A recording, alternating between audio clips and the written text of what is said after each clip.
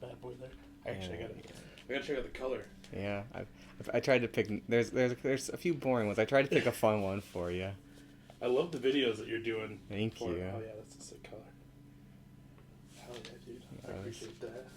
I think that's number 7 or something. Because I numbered all of them. Yeah, that's right. So I wanted to make sure you got a low number too. I appreciate that. Before we get started, I just want to say thank you for being down. I know we talked about this once at one of the shows. Yeah. Stoked to finally be doing it. Yeah, I was like, when you asked me, I was like, well, yeah, duh, of course. Well, it was like I knew like the album was coming up, and I was like busy with like my show, and then I was trying to like, I took all of June off, so I was like refocusing on everything, and I was like, oh shit, like it's already, I waited too long. It almost felt like, so like I kept forgetting to like hit you up. Sure. I finally did, and I was like, okay, here we go. No. Like we're good to go. And you said this will come out September, beginning of September? Yeah, I think like I could put this one, I could do this one like the first or second week if you wanted. Okay. If you could do the 9th, because you release on Mondays? Fridays. Then either one would work. 6th or 13th would work. Okay. Yeah. Just because I am gonna, I do have a show planned in September that hasn't been announced yet. Okay. That I got clearance to talk about today. Oh hell yeah. So yeah. Then I'll do some extra work and make sure it's ready for the early spots. He told me that. I don't want to spoil it because I want to get your genuine reaction. But he told me that even if it for some reason this like he hasn't announced the show yet, it could be leaked on this podcast. He's cool with it. Okay. So now the whole time it's gonna be like, what the fuck is he talking? I know. Now I'm like, okay, how do I work this into the questions? How do I get this ready? All right. Well, you know how this goes. Yeah. We'll crack these beers. We'll have a good time, and just go from there. Hell yeah! All right. Well, in 3, 2, 1.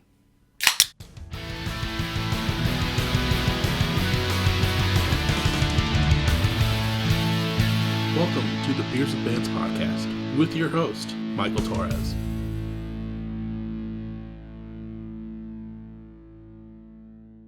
What is up, everyone? Welcome back to another episode of Beers and Bands. This week, it's another fun one because, one, I always love doing in-person ones. For sure. Like you said when you got here, you've seen this room multiple times through the YouTube videos, and it's nice to sit on this couch rather than that desk chair. So I appreciate you coming through for this. Hell yeah.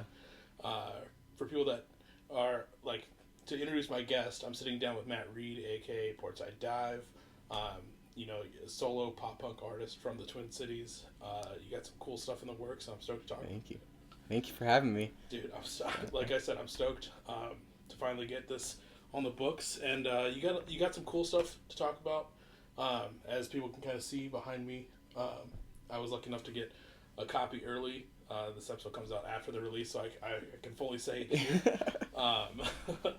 But for people that aren't aware, like I said, you're a pop punk artist from the Twin Cities, and I'd say when I say pop punk, I want to say like more like Blink-esque pop punk than like poppier pop punk for sure than we see sometimes. Yeah. I remember when Linus was here, I was like, you guys are like punkier than pop punk, but like poppier than punk, and they're like, yeah, we fit, like they're like right in that vein, and you're just like right there with them. Yep. That makes sense because this record actually was produced and engineered by Louis of Linus. Yeah. So there's a connection there. Right. But it's sick that you have, like, we'll talk about that too, but I love like how enthralled you are in the community.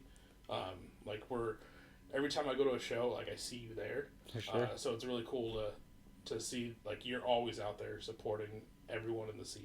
It's sick. For sure. Yeah, I feel like you kind of have to be, like, I see sometimes online when people are like, no one supports me. Well, you got to do the work first, right. And especially, like, or I guess even, like, people talking about how expensive concerts get, and it's like, well, come to a local show. Yeah. They're like, an expensive local show is $20, and that is like, what is going on? Why is this $20? Right. The sad part is, like, the same people will be the ones that'll like spend money on a big show and then still go and like drop almost double the amount on alcohol anyways. And they're like, it was so expensive. It's like, you could have saved all your money and just went to like fucking Palmer's. The tickets would have been $10. You would have spent a fraction of what you did in beer. It would have been like, I remember shortly after I moved to the Twin Cities and like we could fully go out after COVID, we went to emo night and they had it at not First Ave. I'm gonna blank on the venue, but it's one of the First Ave properties. Amsterdam? No, it's in Minneapolis. Okay. They got like the balcony upstairs. I don't know why I'm blanking too. Yeah, I can't think of it. But I remember like, so we went and we're like, okay, first time like getting to go out besides like, because like the Palmer's patio show hadn't even happened yet. Yeah. And I went up and got 2 beers for myself and 2 beers for one of my roommates, and the guy was like, that'll be $36, and I was like, what the fuck am I doing here? Like, I should have just stayed home. Man, I feel you though. Like, I'm like when my wife and I go out to shows, it's like it's such a stark difference, you know. Like, I'm going to like Green Day coming up in 2 weeks when they're here, and I know I'm gonna spend like over $100 when this weekend I'll go to a show at Zora Darling and spend half that, if not even. Right. Yeah. It's insane. But like it's also one thing I really love about living in the Twin Cities is there's music going on all the time. Like when people say like, oh, like I can never find a show, like there's so many fucking shows that happen. So many. I'm sure like you do as well, and a lot of people from the Twin Cities, they follow the Undercurrent on Instagram, and like just they're putting in the Lord's work, posting all those show flyers. For sure. It's insane all the shows that are happening on a constant basis. Yeah. Shout out Undercurrent. I haven't met you personally, but I have utilized your Instagram on more than one occasion to figure out what shows I'm going to. Yeah. So shout out Undercurrent. I did that the other day. I was like, oh, I know some people are coming to town. Let me see if they have a flyer yet. Not to get too far into things, for people that haven't listened to you yet, you do have your debut self-titled EP that's out there as well. That came out back in September 2022. Solid jams on that too. Sure. Like it's like I feel like Closure, which is the new album, is like a great like follow-up. Like it doesn't sound, for being made at 2 different times, and I don't know if Lewis helped on that one as well. He did not know. Good to know, because like even like that, like it sounds like pretty cohesive along the board between the two. So I had 2 producers on this one, Pat Tarnowski from Cities Never Sleep on Unsigned Pop Punk, and Lewis, and then Pat did my first one also. Okay. So there's kind of a tie there. Right. But yeah, that first one kind of was. At the time I was in a band that I wasn't really happy with. We weren't gelling. Things were kind of not feeling quite right, and Pat and I became good friends over COVID, and Joe also from Cities Never Sleep, and we were I was talking with him, I kind of doing some soul searching, and he said, well, why don't you try it solo? Why don't you see? And at first I was like, well, how am I to do it solo? Like, I can't do that. And one thing I've learned, especially in like 2 years of being solo, is like I feel there's more community around me now as a solo artist than I did as a band, because I just immersed myself in the scene, and it goes to show you, like, you go support people are going to come and support you, and I've had friends just come back and help me, and that's how I get stuff done.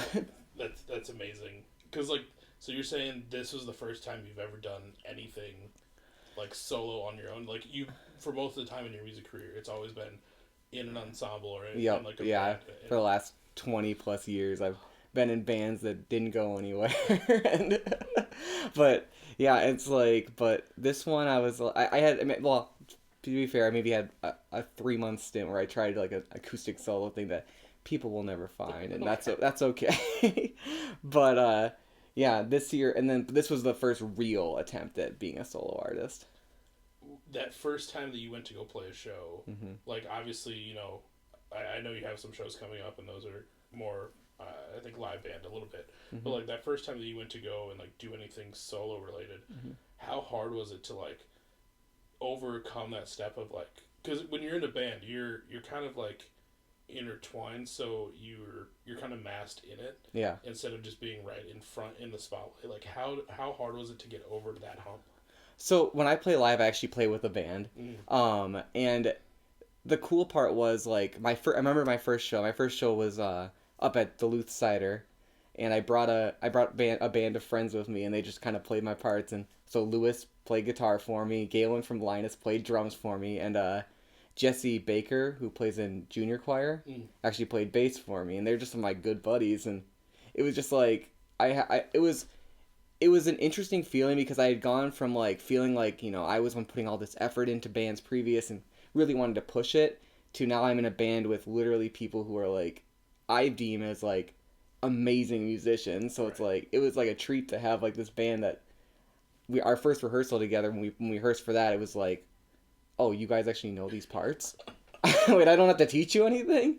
And that's kind of I've kind of had a few different live bands throughout this last couple years. I've settled on one now, but that's really how it's been. Is that every member I've ever brought in, they understand that like practice is meant to be at home, and rehearsal is when you rehearse together to gel things. And I kind of preach that a lot with my bands, and when I'm in a band, is that my expectation is you practice at home, do as much as you can to learn the parts, and when we get together, instead of wasting our time learning parts together, we get to jam and gel and have that important moment that you don't really get. Especially with my band now, I have I've pared it down a little bit now. I'm down to 2 members live with backing tracks. Their names are Sean and Blake. They play in a band called Halfway Down. Okay. If you've not checked out Halfway Down, you need to check out Halfway Down. If you like pop punk, they are like the quintessential like easy core pop punk, which is amazing.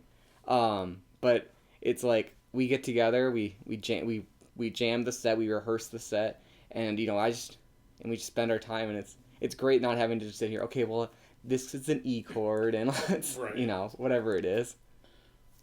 No, yeah, that's amazing because I remember like growing up, or like when I was like tour managing like my friend's band, like it seemed like they had to teach their bass player like the set before every show because he just wouldn't remember it. And it's like, dude, it's like you want to be in this, like you're trying to be part of this, like at least put some effort into it. And it's great that you have people behind you that like give a shit to like not just give a shit to like play music, but give a shit to make sure you're like represented the right way when you're playing for sure your songs. Like they take it as like this is a job, like we're hired help to come make this work. And I think that's right there. That's part of it. Is I pay my live band. I don't want to disclose how much I pay them, but I pay them, and I do view them as they're my friends, but I feel like if you pay them and you give that compensation, it kind of gives them more of a buy-in. And I want them to be here and want to play the music, but also I don't want this is a job for you. You are spending your personal time that you could be doing whatever you want to do to help me achieve my goal. So I think that's very important to you support the people who support you. Yeah, that's very true, and that's a good way to look at it too. And like it's very nice of you too to like offer to like compensate them in some way, because I know some people would just be like, oh no, like they're just helping out, like they're just doing this, they're just driving to Duluth for this show, like it's not like just hopping over to like to St. Paul or something. For like, sure, that's a lot of effort to put in. I appreciate you. And I think that also, because I compensate, that also kind of gives them kind of reason to practice at home. So because I know that like I'm not oblivious. I know like the time they spend not around me also needs to be compensated. So I make sure that they feel fairly compensated. When we come over, when the 2 of them come over, I like to have family dinner. So we have dinner together too on Tuesdays, and then we make it feel like a band. But then then at the end of the day they get to take a little bit of a paycheck home. You sound like the best boss. Like you hiring for anything. I don't play any instruments, but this sounds great. You get paid, you get family dinner, like. I mean, I've managed before in my life, and I think it's I really strongly believe that if you treat people fairly, they'll treat you. Yeah. And it's like, and I really try not to expect anything from anyone. Obviously like, with the show I guess with this airing, the show that just came up that obviously was so very well attended, hopefully, knock on wood. I hope going to shows and, showing my support, doing whatever I can, like, I know it makes a difference. I know it means something, that's my job. My job as a person in the music scene is to support the scene, because the scene's not going to live unless people are supporting it. That is 100% true. So everyone, if you're, like I've talked about this on other shows, like if you're new to a city or doing anything, like find that local niche, find that local scene. It's there. You just, once you find it, like just immerse yourself in any way that you can. Like whether you do a podcast, whether you play in a band, and just go out, make friends, and like just build from there. Like the amount of people that I've met and like kind of built a relationship with since I've lived here, and I've only lived here for 4 years now, is pretty crazy. Like just going to shows and just like having people like actually remember who you are. It's feels weird sometimes. Yeah, for sure. I know I've had those moments too with a few key people where I'm like, how do you know who I am? Like, and then like I'm the type of person who like when I'm not on stage, like when I have like, I feel like sometimes I have like dual personalities. Like when I'm on stage, I'm like, like stage Matt, and then when I'm at a show, I'm like back of the room. Like I'm here to support. I'm here to support you, but I don't want to get in your way. I don't want you to have to feel like you need to talk to me or anything. I'm here to support you, but I like being back here. Oh, dude, I'm the same way, and like it doesn't help that like, I do this and it seems like I'm super like extroverted, but when I go into like a crowd setting and I'm by myself, I'm very introverted. Oh, for sure. So I'm always in like the back and just like kind of like tucked away, and then someone will be like, "Hey, Michael, what's going on?" I'm like, "Oh shit, oh hey," and then have to like break out of that shell. So, yeah, I definitely feel that. For sure. Like when I get on stage, like I even tell my band or whatever, like I like give myself like 30 seconds to just like quietly sit there and just and just turn it on. And like it's funny because I've been with my wife now for 12 plus years now, and she knows, and like she'll know that like coming up 10 minutes before I play, I'm coming up to her and I'm handing her like the pocket, like the wallet, keys, phone, rings or whatever, and then she knows that like I am on edge because I am about to turn on this like cocky persona that goes and tells people what the fuck is up, motherfuckers, and all this other stuff, because I practice everything, and and then I just get quiet and I just sit there and I just think about, what are you gonna say? How are you gonna start this? How are you going to make people give a shit? Because as a frontman, that's and I think that's honestly like, as a frontman in the Twin Cities, I try to be like the, I don't want to sound too cocky, but I feel like I've been told I'm a very good frontman in front of a crowd, because I just don't care, and I interact the whole show, and I hate quiet, and so like, but that obviously takes practice, and there's a lot of stupid moments that happen at home because I'm practicing some bullshit thing I'm gonna say. That's great that you're able to turn on the persona. I know for a lot of people it's hard, but then like you said too, like for a lot of people, it's just getting used to it and getting in that moment. Like it really sucks when you go to a show and they have so much like dead air in between songs. It like, because you get hooked in a song and then like there's just a bunch of dead air, whether someone's tuning or something. Something almost needs to be said, because it can take you out of it if you don't know how to overcome that issue or that pressure. Like you lose a lot of people. And I mean, even it's a tip, if you have bands that listen to you, if you have a tip, what I do is I literally write talking points on my set list, and like I'll write throughout the set list, like talk about merch here, talk about the bands here, or I'll like have specific like specific things I want to like specific bits. Almost, it's almost like a comedy show, like you have like a bit that you're gonna play, like, and I'm very much into like just making it feel special to the crowd, doing whatever I can to make it feel like because I know like they come to a show and 90% of people are not gonna know who 95% of people are not gonna know who I am. So how do I make it so they remember me in some way, or they go, holy shit? So the one thing I do every show is I end the show in the middle of the crowd. So I have a song called Listen Closely, and it ends with this big like 3-4 time thing, and I say, motherfuckers, we're ending it in the crowd, and I get in the crowd and I have them surround me and I sing from the crowd, and I just have them put their arms around each other, and I'm like, we're having a fucking moment, and this is how we're gonna end the show. And it's every single time every single time I do it, people are like, holy shit. And it works. It's just like stupid things like that. Like I'll like think about it one time and I'll like run with it and it works, or it won't work, and then I'm like, okay, not gonna do that again. Right. Yeah. You get that one crowd that's just like, no, we're just gonna stand it. Oh my god! Like I went to a show. It's been a few months, and like there were some people from out of town that I really wanted to see. They had been on the podcast, and like we're all having a good time. But then there's just like, it only takes one person to really throw off a vibe at a show. For sure. And there was this one very hammered guy, and this venue didn't sell alcohol. It was a coffee shop.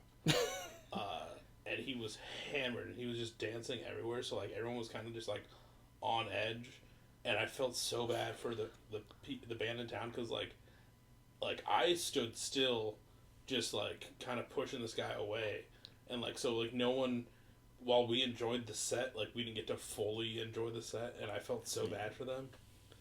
Man, that's ridiculous. Like some people, come on now, yeah. You like feel the vibe out, like right. And then yeah, the drunk guy kept turning to us like we were the issue, and I was like, bro, we need to have a talk. Like I drink a lot, and I don't get it. Especially at a coffee shop. Yeah, especially at a place that doesn't serve alcohol. I was like, Jesus Christ, how does this work? Yeah, so like I said, you have your debut self-titled EP that's also out there, which is a great listen. But you know, we're kind of, the reason you're here obviously is to talk about your new sophomore EP, Closure. Yes. Like obviously, you know, your first EP came out in 2022. This one came out, you know, we're recording a little bit ahead of time. This one comes out on the 23rd of August, which thank you so much for, of course, bringing me a copy ahead of time. As of right now, 3 singles are out. Like, how did it feel kind of leading up to having this, like the whole process, and you got that first single out? Like, how did it feel to finally have, like, one out to kind of lead into this that you've been working on? It felt really good. It felt like, because my first one was kind of this awkward period of, like, trying to find myself, and, like, I was in that process of leaving that old band and like starting this new project, and this one kind of just felt like I felt more sure of myself, and kind of just, what can I do, without any weird ties or anything like that. And it just, I remember thinking back to that for when I released in January, it was just like, it's out, like it's finally here, it's finally out, it's finally like in the world, and it felt great. And then there was a pretty decent response right away to it, because with the story tied to the song and all of that, people kind of took hold of that. January is about, I lost my mom in 2015 to cancer at the end of January, and so January is about that, actually. And that's kind of one of the first, I had a couple songs that were loosely related to her on the first EP, but January is the first song that was kind of like, that's about the night that I lost my mom. Yeah. And it felt, and then obviously, if you hadn't figured out, my mom, that's actually a depiction of my mom on the front cover. Okay.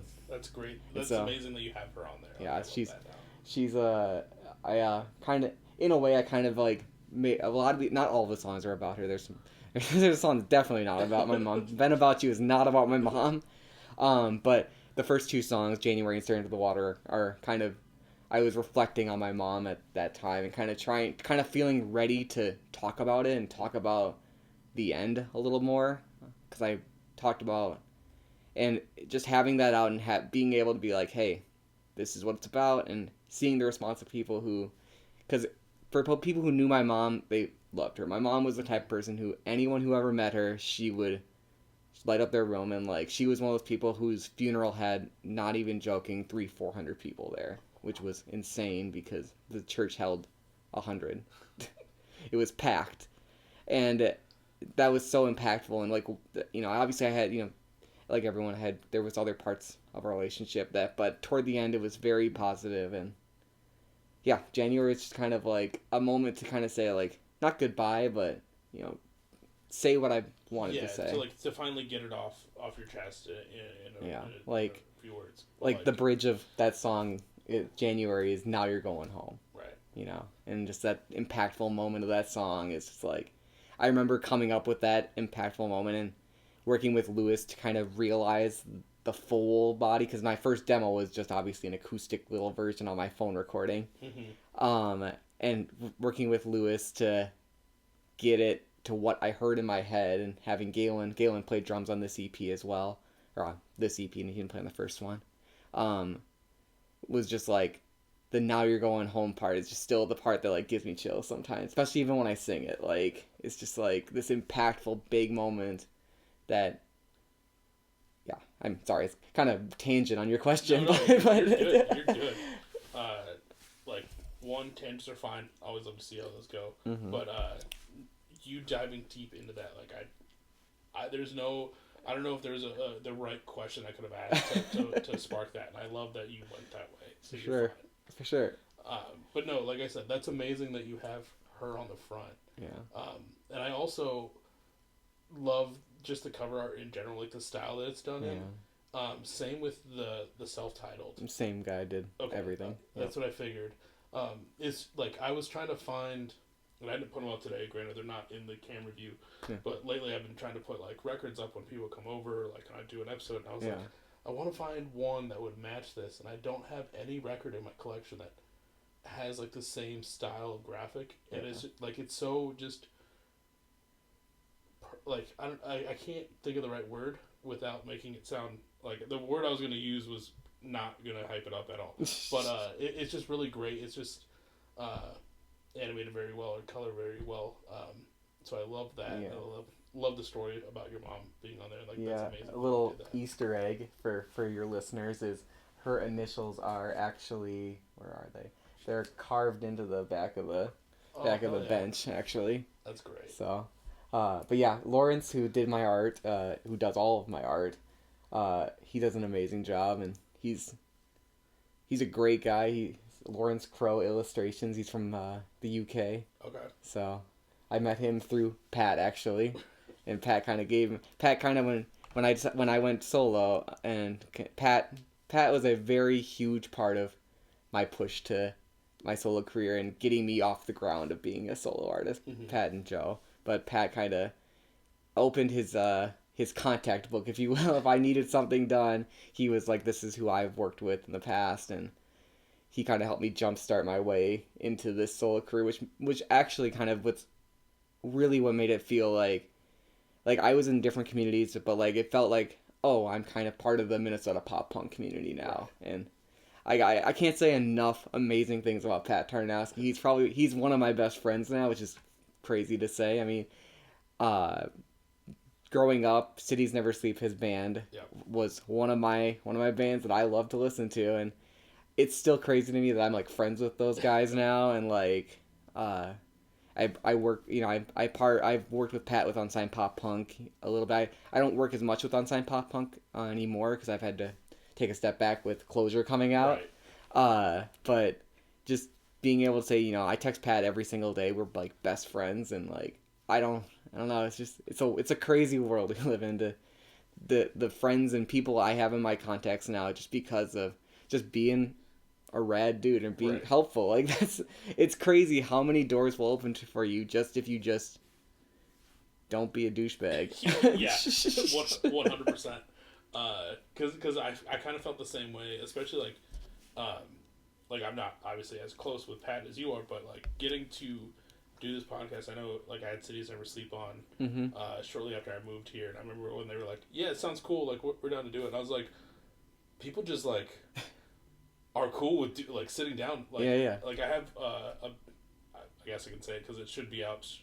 I should have announced it. I think it'll be out the same. It'll be out somewhere. But I'm sitting down with the band Southtown Lanes from I think they're from like, I'm gonna butcher it, but I think they're like Oregon or Seattle.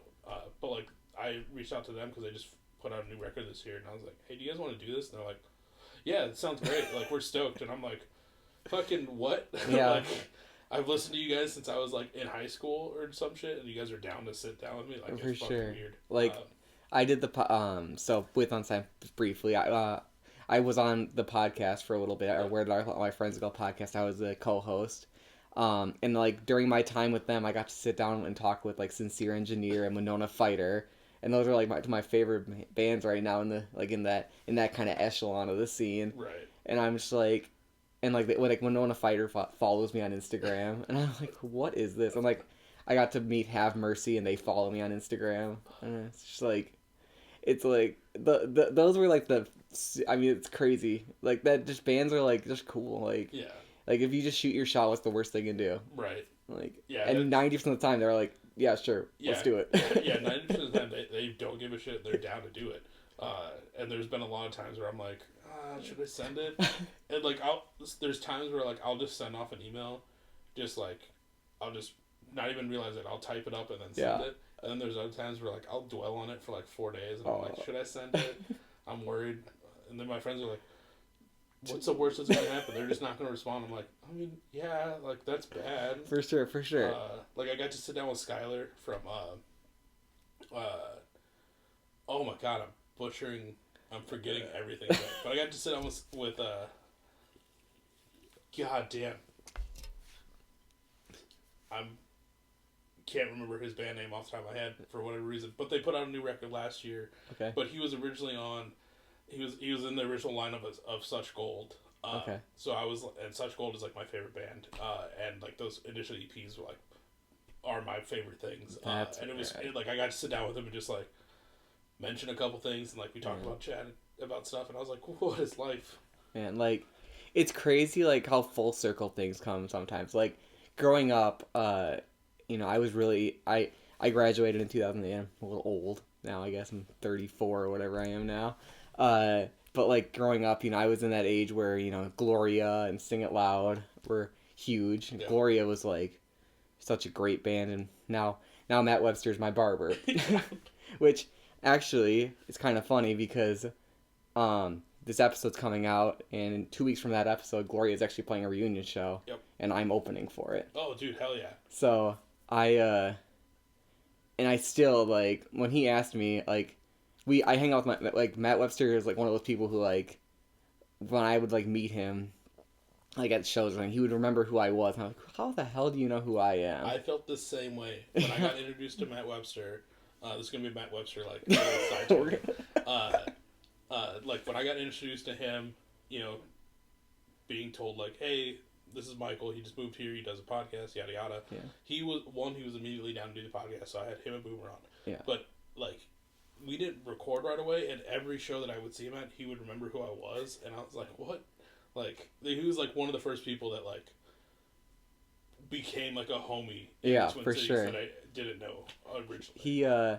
He told me, I remember my first time, like, seeing him, first off, Gloria was my first show with my wife, so in 2012, Gloria played a reunion show as well, and with I Am the Avalanche, and that was my first show I brought my wife to, so that was kind of a cool moment. And then I remember after that, he was serving at a restaurant, and I happened to go in, and I was like, this guy doesn't know who the fuck I am. Like, and he was our server, and I was just, you know, I wasn't trying to be like a fanboy or anything like that, but I was just like, oh, I kind of know who this guy is.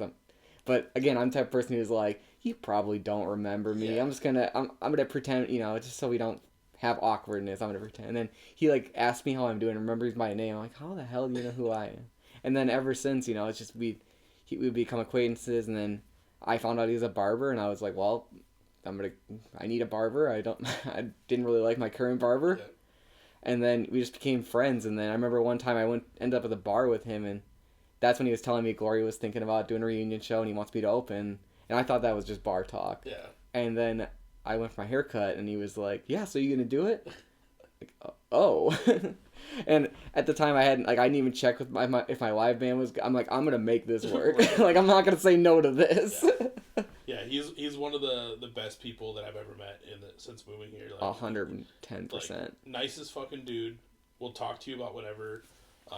Like it's like that's one of the like I also go to him to get my haircut, and it's just great because like we'll shoot the shit about like what like the upcoming Gloria show. We'll talk about like podcast stuff. We'll just talk about like everything, and just kind of like it's like that monthly therapy session for sure kind of deal where we're with your barber. So it's great. It's nice that like I've always experienced like because I fucking wear glasses. So, like without my glasses, I'm fucking blind as shit.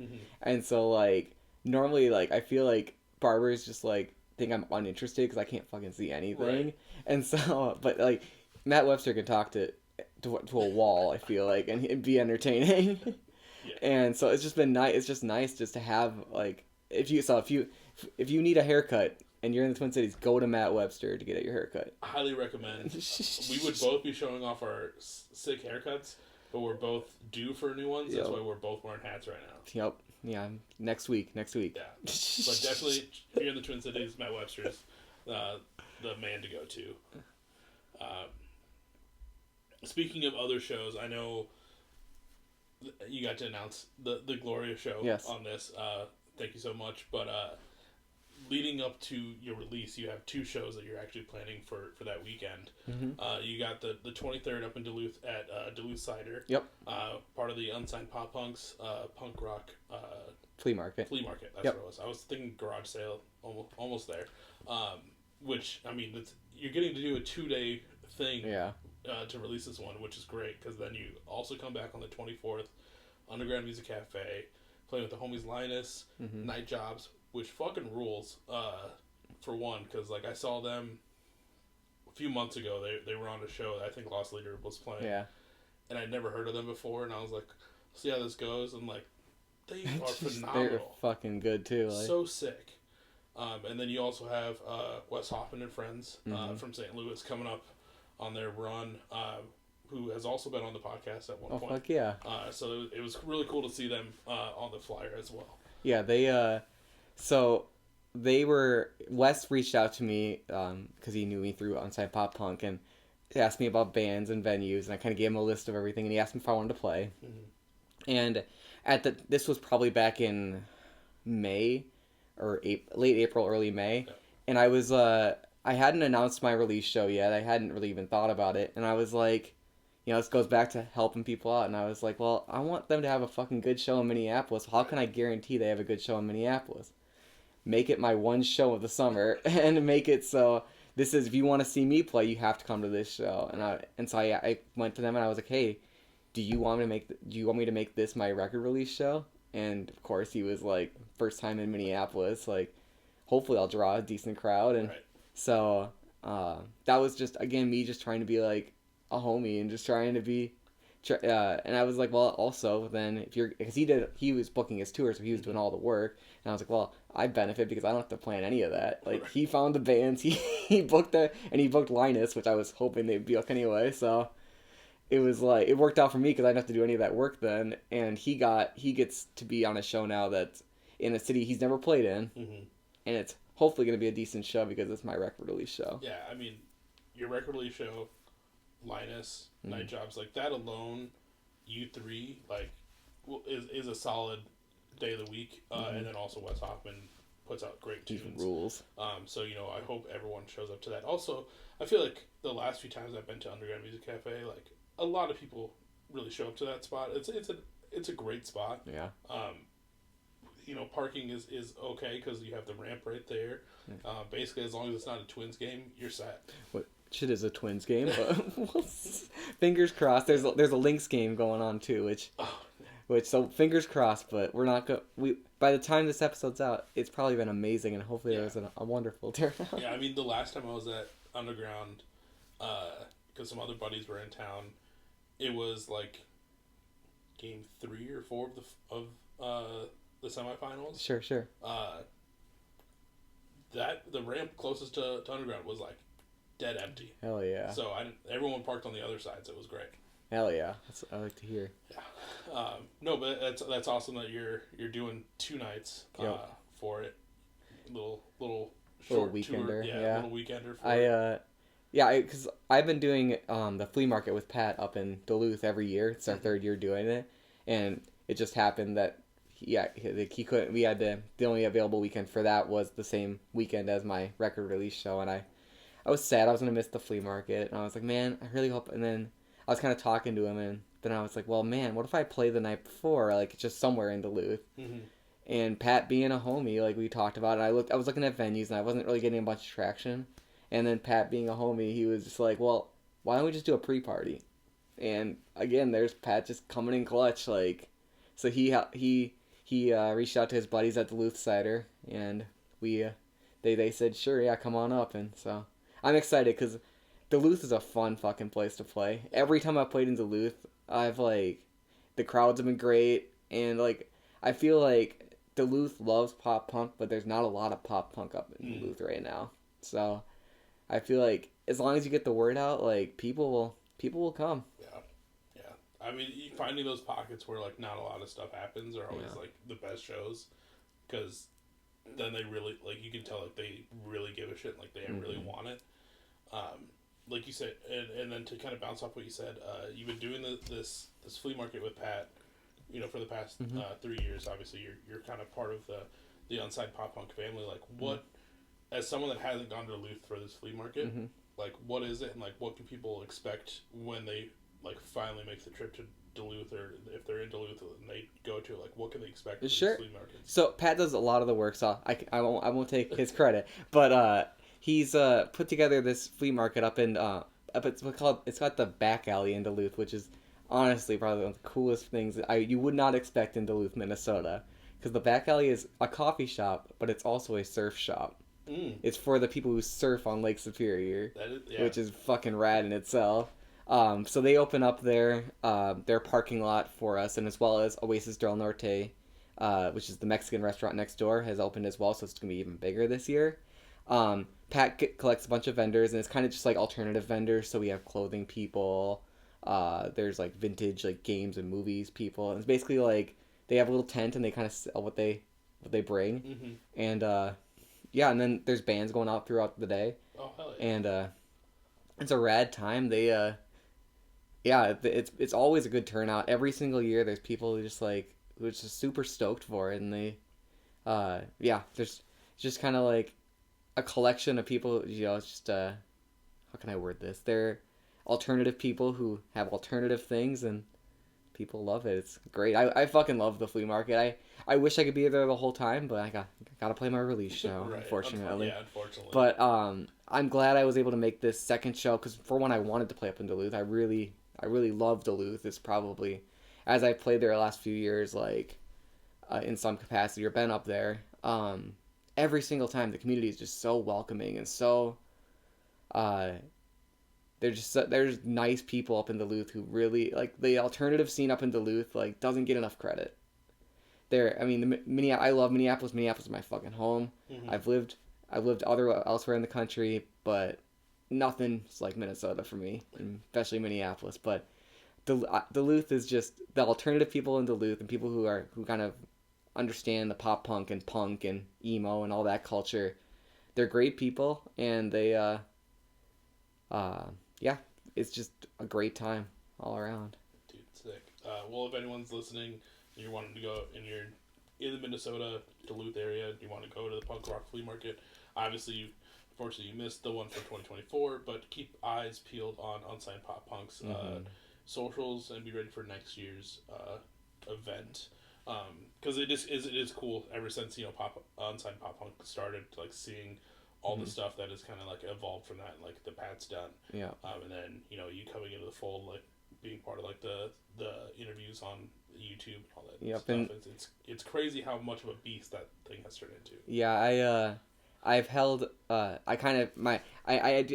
do occasionally help him with a few things now. My big thing is once a year I host our annual Ham Slam, which is an online live stream concert, which we've had Linus come, of course, every year, because you got to have Linus. If you're having hams, you got to have Linus. 100%. Because during COVID, I found out about Twitch and Twitch music scene, and so I built myself a streaming thing, and it kind of that kind of ballooned through that, and then so I can stream full bands in my basement, and so we have like a full band live concert in my basement, and it's kind of fun because we have bands come over and get pizza and beer, and we just get drunk and have a live stream concert and watch people chat and their eggplant emojis and all that in the chat. No, that is very cool that you got that set up, and like I've seen those posted, and like I said, to see what Unsigned Pop Punk has become, and kind of like seeing it from afar from the beginning is amazing to see, and it's great that you're getting to be a part of it as well. Yeah, if it wasn't for Twitch and everything, Pat and I probably wouldn't be as close as we are actually. When COVID happened and the whole quarantine thing happened, that's when I kind of was looking for outlets to play, and Twitch became my thing, and I kind of learned about it. And then Pat was, when he was in his band, they were looking for things to do, and he found out I did Twitch, so that was kind of our first because I had played in a couple shows with him with my old band and his, right. But they didn't. He was like, "Oh, you know Twitch? Tell me what to do. Walk me through it." And then that kind of just what started the whole thing, and we blossomed from there. Yeah, that's great. To get back into the record a little bit, I've been jamming this pretty much all day leading up to this. Oh yeah. It's such a good listen for one, and then two, it's catchy enough where like I already find myself singing along. So like if anyone's been listening to the singles ahead of time and they're going to the release show, I'm sure you'll have a decent amount of people in the crowd singing along for those. It's just an overall great album, and I feel like it's a solid sophomore album for you. Like I said, there was nothing wrong with the first one, but I feel like this is a nice step up. Kind of like what you said too. Like you felt more grounded since it he'd already gone through the first one. Obviously there's lyrics in January that I don't think that there's a song on this that I wasn't singing along to. That's rad. Thank you. Yeah. You definitely killed it on this album. Thank you. I'm very excited. There's songs that like Thunderstorms, which will have been released, but that was the first song that was written on this record, and that first draft of that was a lot more somber, and then Pat was the one who kind of did more of the producing part on that one. And it's funny sometimes when Pat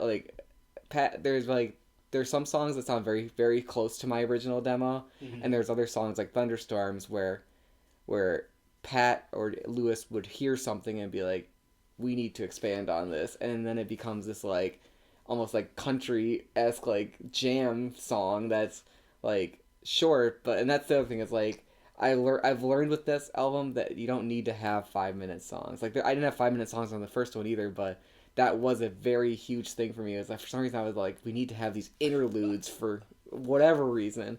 And now these songs, I think the longest song on here is like 3:40, and the shortest is like 2.5 minutes or something ridiculous. Yeah, it's definitely timed very well. But I know what you're talking about because when I had the first EP pulled up, I think that one of the first two songs was like 4 minutes. Mm-hmm.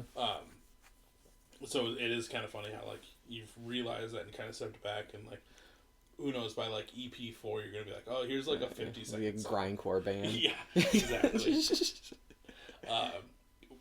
Now to bounce off like how you said, Lewis and Pat kind of saw things and like kind of expanded. Mm-hmm. Is there other songs that they did that on that like drastically changed from like your initial vision to like what's on this record? So Thunderstorms had the biggest, the Thunderstorms is probably the biggest one. A lot of them, like, they would listen to it, and I'm a big proponent, and this took me a long time and a lot of maturity to get through, is that having a producer and someone who's not part of your project work on your songs is so important, because you need someone who's not emotionally bought into the project to tell you objectively what can we do to make this song better. Right. And on top of that, you have to have the trust that person knows what the fuck they're talking about. And so, like, there was times where Lewis would send me a demo of like his rendition or what his ideas were, and I'd be like, holy shit, this is what I hear in my head, but I couldn't figure out how I worded it. Or he may switch a guitar part to a synth part, and I've never had synth parts, and this is the first record where I have a few synth parts on it, and it's fucking awesome. And I think like this was the first record that Lewis did outside of Linus. And I remember like talking with Pat, because all roads lead back to Pat with me, because He is my very good friend, but I also like really respect his opinion musically, and I really think Pat's never been one to tell me. He tells me things straight. He's not trying to like, and I know he's not trying to be for any personal gain or anything. He's just like, hey. And I remember Pat and I had this. I don't even know if Lewis knows this, but Pat and I had a conversation, and he was like, "Hell, have you thought about working with Lewis? Like, Lewis is a fucking amazing songwriter, and he did the Linus album, and the Linus album sounds great." Yep. And I was like, "Well, I kind of thought about it, but I don't know. What do you think?" And he's like, and I talked to Lewis, and Lewis was fucking down as hell, and he was and it was just like, and then I remember having the conversation with Lewis, where I was like, "Lewis, these are my songs, but I want you to do what you need to do. If you think there's a part that sounds better, like I'm not." I want you to, experiment with them and help me make this to be my record. Mm-hmm. And I think it's like having a producer who like understands like Pat's always told me and Lewis has told me like there's your songs, like these are your songs. We're just making them better. We're doing what we need to do to erase the 4 minutes of it or whatever it is. I can't think of but drastic different. I think Thunderstorms went through the most drastic differences. They're not, it's the same song. The lyrics are all the same, and the melodies are very similar now. It's just he kind of made it more upbeat, where it was maybe more of a somber, like acoustic-y song before, and then all of a sudden now it's like this like jamming song that's fucking fun as fuck to play. I love that Lewis and Pat are close enough, and it's nice because they're close enough with you where they can tell you like, hey, like this isn't gonna work, because like you said, if you're going somewhere, whether you're paying for it or not, like a big studio or someone's like first starting out to kind of produce something, or wherever you're going, like you want them to kind of be that secret member of your band. So they have to one, see the end goal, this end vision, but at the same time they have to know how to get there without like just butchering it. Yeah. And like, you coming in, they have to be like, okay, this is kind of where he wants to be, but we can kind of see here. Let's get it to this spot. And I think they both knocked it out of the park. You have like a nice little dream team as your producers. I feel very blessed to work with both of them on this EP, and I think just having them just doing what they need to do to make my record sound the way it does. And even like just to your listeners, like my first record wasn't done in a nice studio with real amps and drums, which was fucking amazing. That was a once in a lifetime experience. I was so fucking stoked to do that, and I fucking love Joe and Pat for allowing me to get in that studio. Joe worked for the studio and he kind of let me do it. This record, the drums were done in my basement, and the guitars were done at Lewis's apartment, and I sang in his closet. So it does, like, you can do both, like, and I think this one sounds just as good. Oh, this sounds great, and like it's crazy. Like I was talking to someone the other day, that I was sitting down recording with, and like they recorded in a basement, granted like a finished basement and everything like that. But if you think back to like, because you said you're 34, I'm 31. If you think back to like our time of being 16 to 18 and people recording in their basements, it's drastically different. Oh yes. When someone tells me like, oh, it's a basement recording, initially in my mind I'm like, it's a half finished basement for one, whether it's finished or not. But it's like it's like the worst recording that's out there. But it's crazy how technology has gotten us to a point where you record all the drums in a basement, you sang everything in a closet. Yeah. Like, to be able to do that now, like, literally you could save so much money not going to a studio and just having the same outcome. It's just, and now it's like, since the technology is there, you just need someone who knows what they're doing. Yeah. Or knows what they're doing enough, or someone who's just crazy enough to give it a shot. Yeah. And with Lewis, I was just like, Lewis was like, well, I don't have a studio. I'm like, I don't give a shit. Like, your record sounds great. And he told me that, like, they recorded their drums in their guitar player Kyle's attic, which was even more alive. Like, my basement, because I do live streams, it is more dead, and I have soundproofing. So he was like stoked to record drums in my basement because it wasn't an attic that was booming. Yeah. But yeah, it's just like, I just have faith in him. Like I'm not special with how we do it. I'm just like, I just want the product. I'm not like, I've done the studio thing, and the studio thing was incredible. Like, it's cool. Yeah, I think it's definitely like, as much as it is great to like save money and do stuff, the DIY way. I think it, like, every band should experience recording in a full studio at some point. Just like every band should hopefully get a chance to press something to vinyl, which we'll talk about here in a second. But like to have those achievements, to at least try it and see what might be missing. But definitely, like, if you're able to do a DIY recording, and like, I know a lot of people that I've talked to in the past like couple of years that are like, yeah, like, we just don't want to pay money, so we learned how to do this. And it's like, you can do that. Yeah. I can't do that. I'm old. I don't know how to fucking do it. Yeah, I don't have time to. I should say I have time, but being a solo artist and having to do everything, right? Yeah. There are things that I know I could learn, but if I have people who, being a solo, I may be solo, but if I know people who can help me achieve my goal, I'm gonna go with the people and pay them to do what they do best. Right. And it also helped that, like we've said, the Linus record came out fucking amazing. I heard that and I was like, well, I'm sold.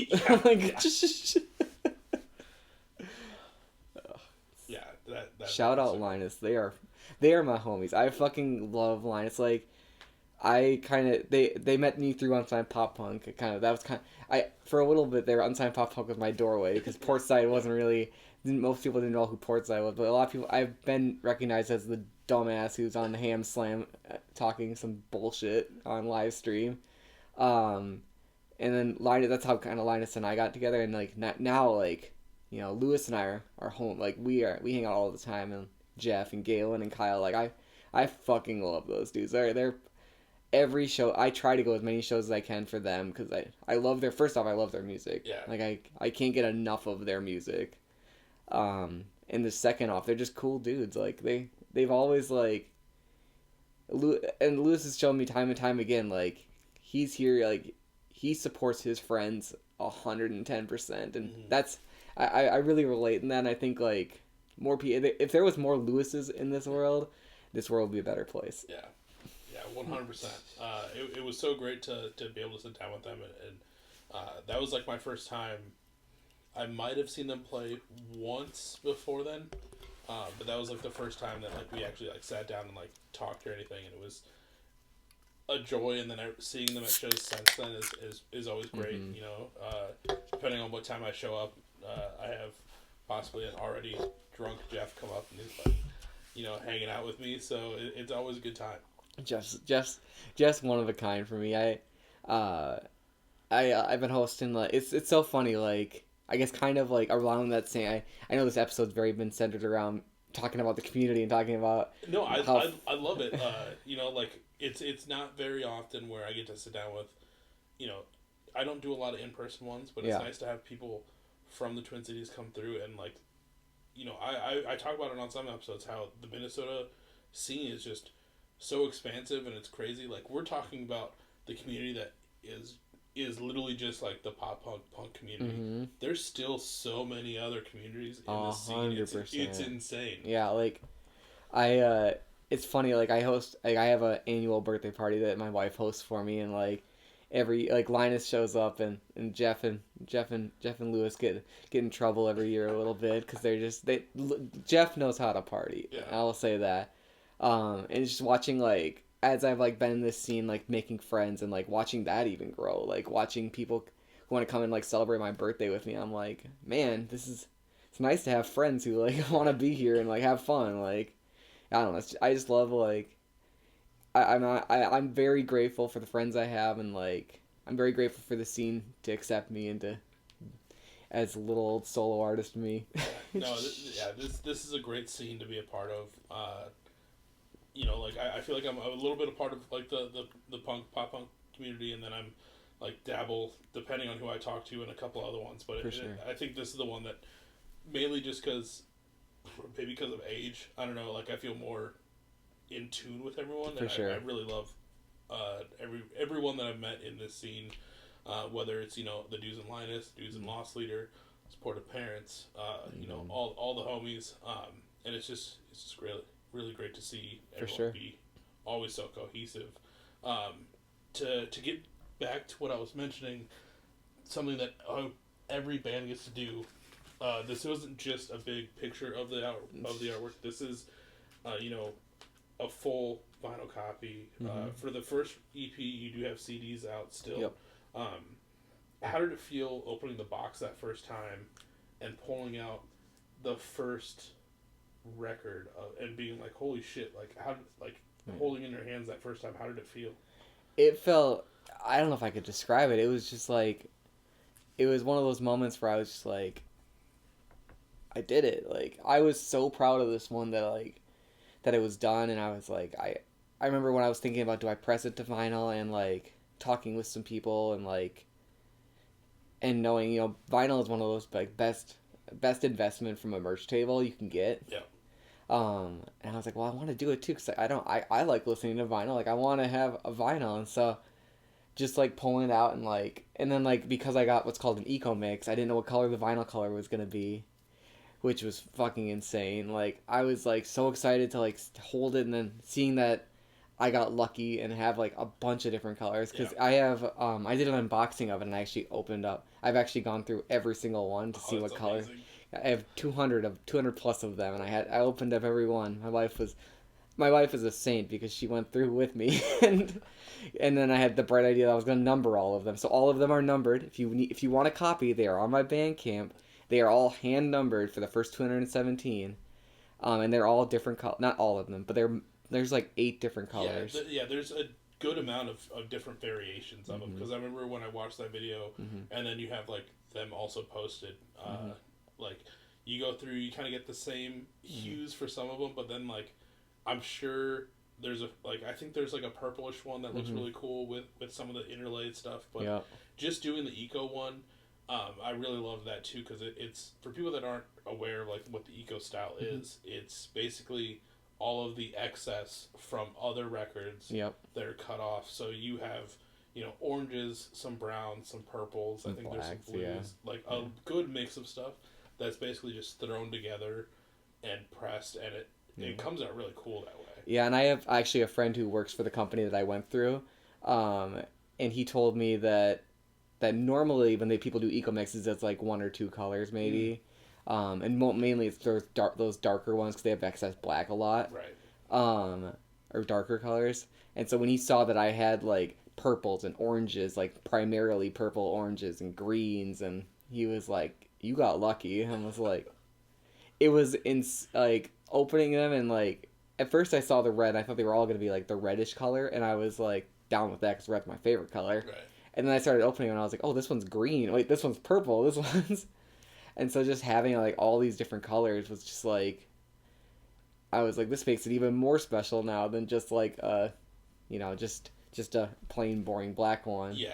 And then it's a one-sided record too, which is kind of cool. The backside says the side is blank, which is fun. That's pretty. I like that. It's cheeky.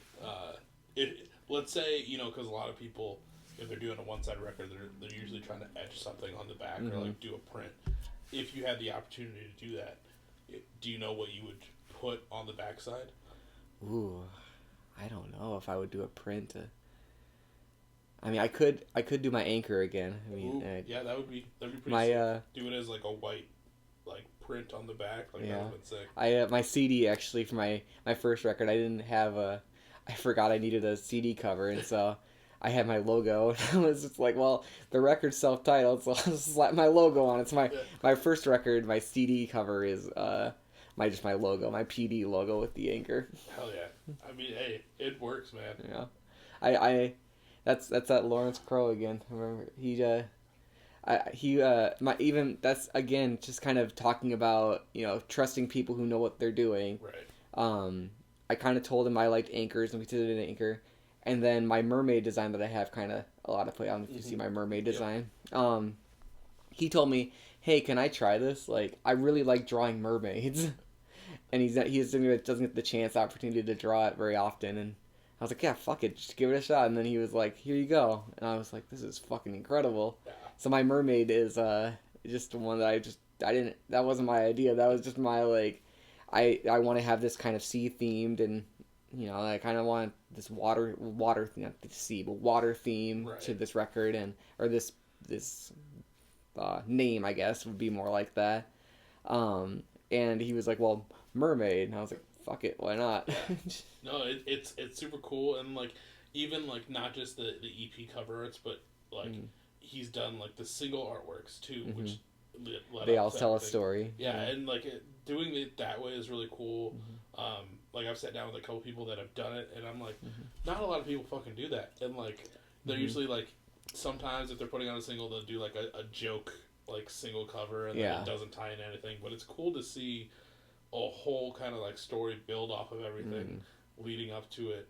All my artwork is connected. That's fucking amazing. I love that. My first one especially, because I think like it starts with like save me, and it's a message in the bottle, and then it goes into I don't remember, go from here, and it's like if you look at the newspaper, it's talking about the lighthouse, and it's talking, and the date on it is the date of the release of the newspaper, and all these he's really big on, we were really big on like adding little tiny details, so like putting my mom's initials on the bench, and like this one, January was the first single, and January was her walking down a street in the dark, and this is almost like her arriving to the bench looking over the water, which it's kind of, I like having little things too. I've kind of, every project I've ever been in, I like, if I have an opportunity to make a cover art of some sort, I like to have it. Yeah. It's just more fun. Like it really is. It's more fun to have little tiny Easter eggs for people to see. And fun. I remember I was talking to someone, and like their album artwork, it's super sick. I have it out there. I'll have to show you, but like it's basically like this whole collage style, and it's just like finding like different things. I think there's like a picture of like Jordan from like one of the 92 games or something like that on there, but it's just really cool, like very like 90s-esque. And then I was talking to someone else, and like they have Unattractive Giant Monster on their album cover too. Like it's got a bunch of Easter eggs, and it's just really cool to like add those little touches for sure, and how they tie into the full story, whether they're tying into the full story of the band or just the album. Like it's really cool when that happens. For sure. Yeah, I think it just makes it more fun. It makes it more fun for people to like have it and be like tangible and hold it. Like, it's just like, I think especially it's hard, especially with singles, like because you pay for the artwork and all of that. But I think it's important to have cool, especially like because I didn't announce the cover art for months, and so I wanted to have something that kind of they saw this cover art for January, and it's like, oh, that's the same woman. Like, oh, they're kind of connected in that way. Like, I'm trying to remember. Staring into the water is her staring into the water, obviously. And then Ben About You is not about her, but, same color scheme and all that. Right. Yeah. No, definitely a cool thing to do. Especially like when you're releasing singles and everything so far away, or like you hadn't released like the cover art. Really builds that story to getting us all prepared for the full release. I'm glad you noticed that, because no one's ever told me they noticed it, but that was the hope, that people would realize that there is a connection. I'm not just randomly putting this woman on my. I mean, if more power to you if you decide to. But I want to also bring this up before I have this other tangent question. Is we've kind of talked about, there's a few songs on here that are 100% not about your mom. Yes. Like especially the very last song, that's Here why We Are. Here We Are. Yep. That's why I pulled it over. Is more of a song for your wife. Correct. And it's an amazing song to kind of put that on there. What did she think of that song the first time she heard it? She was excited about it. I think that going into this record, I kind of realized I hadn't really written a song for her. I mean, when we were first going out together, like obviously, like any young musician couple, I wrote her songs or whatever. Right. But I hadn't really thought of that, and then I was like, man, I haven't wrote you a song in a while. So I wrote her this one, and she really liked it. I always joke with her, and if she listens to this podcast, she'll probably kill me, but. Because Here We Are is about our proposal and happening, and the story behind our proposal, and I embellish it a little bit. Obviously, it's not exactly how she said it, And so I always give her shit about that, and she's like, well, I thought you were joking, and whatever. But she loves it. She likes the song. I think she's definitely, it's funny because like I'm introverted when I'm not like, yeah, I take like positions where I'm supposed to be the extrovert, and then but like I like to be in the area and like to be around people, but also I like to be in the back, like right. Introverted. She's even more so. Like she likes to go to concerts too. Like she's my like she's been like my best friend, my partner for the last 12 and a half years. I guess now we're about 12 and a half years now. She'll kind of go with me through anything, and I needed to give her something, and this Here We Are was definitely a song that I was like, this one's for you. Like this one is something that I think the world needs to know, because Kristen, my wife, is an amazing person. Anyone who meets Kristen like instantly knows that she's my rock. Where I'm a fucking all over the place sometimes. And I have like these grandiose weird ideas, and I like to plan. I plan weird things that have. I tell her something and she'll help me get it done. Like I have and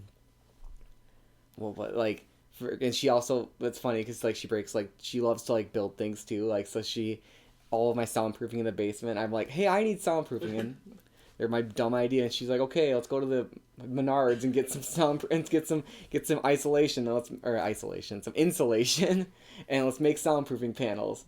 Or I have an in-ear rack that's fucking heavy as shit, and I didn't want to carry it up the stairs, and so she built a ramp for the stairs, and it's just like she like puts up with my nonsense, and I was like, you need a song. Yeah. And so, yeah, I mean, I love Here We Are. I was worried it wasn't gonna work with the album, because it is a little more like a love song almost, but I think it worked out pretty well. I think it works out great, and I think one thing that helps with it too is that it's at the end. Mm-hmm.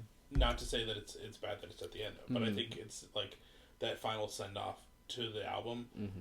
While there are a couple songs about your mom on there, yeah. I feel like it kind of ties into like almost like that new beginning. Yep. With it being at the end, so it's closure. Very nice. Yeah, exactly. Let's tie it back in. So I think it's really great, and the position of it is wonderful, and I love that you did that. Yeah, it's every song on this record is some sort of closure. Yeah. The ones about my mom was meant to be closure for that. Ben About You, that's not about my mom, was closure, me coming to terms with that person who I wrote that about, and kind of my first time like having the courage to write about that experience and write about that person, and kind of closure for that. And then Ben About You, or Here We Are was kind of the closure of us dating and into being married. No, it's amazing. Obviously this album is called Closure. Mm-hmm. I hope this obviously is not the end of any stories. What's in the works? Sure. Like, what can we expect in the future going forward for Portside Dive? Sure. So I am starting to kind of work on next record a little bit, not fully right now, but I do have some songs that are. I'm definitely one of those people who lyrics are always the hardest part for me. So I have a lot of songs that are just. I have songs that are musically kind of demoed out, but DAWs for lyrics. Yeah. So I don't exactly know when that record will come out. I'm hoping I'll probably this winter get into either work with Lewis or someone else and kind of get in there and start recording maybe a third EP, maybe an album. I kind of like this EP route. It's kind of nice just to be 6 songs at a time, because that's pretty much how much I can write at one time. Yeah, because I was just going to ask you, like, are you one of those people that, like, it kind of comes to you quicker, or does it take some time to kind of build up these 6 songs? So it kind of depends. Some songs come really quick. Like Ben About You, it's funny. Ben About You almost didn't make the record. We were 1 week away from having Kaylyn from Linus come over and play drums, and a completely different song was going to be on the record. And it was demoed out, and Lewis had done like a demo. We'd figured it out. And then I had this moment one day that I was like, no, I want to tell this person, fuck you.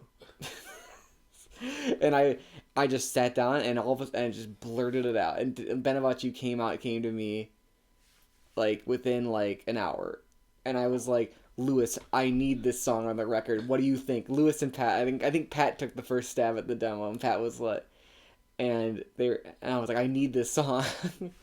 And Lewis was like, okay, well, are we cutting one? I'm like, yes, we got to figure out which one to cut, and we cut the song that was that we didn't end up doing, but other songs, we're sitting there waiting to be done for months. Right. And then kind of when you're going into this process, obviously 6 songs, but how many are you taking to the table?